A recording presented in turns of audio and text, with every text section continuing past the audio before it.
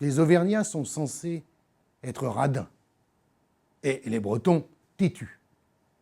Ne me demandez pas pourquoi, c'est comme ça. Le genre de clichés, de lieux communs, comme les blondes dotées de 2 neurones en guise de potentiel intellectuel qui font le bonheur des brèves de comptoir. Mais il y a une autre particularité dont personne ne parle. Le sens de la fête, l'amour de la fête. La Bretagne est, à ma connaissance, la région de France où l'on compte le plus de festivités. Fêtes maritimes, musique, danse.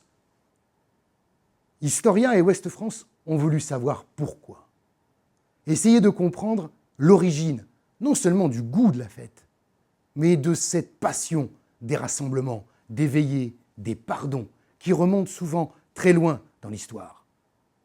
Dans l'Antiquité celte, par exemple, et jusqu'au Moyen-Âge, pour les grandes foires des 5 départements actuels de la Bretagne.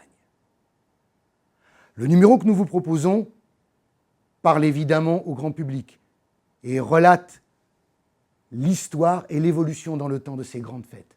Mais nous n'avons pas voulu dissocier le passé et le présent. À chaque récit du passé vient se rajouter le témoignage d'un journaliste de Ouest France sur une des grandes fêtes de sa ville. Au-delà du folklore, nous vous invitons à venir découvrir un fait de société moderne, où les jeunes viennent de plus en plus nombreux. D'ailleurs, un phénomène qui dépasse largement nos frontières.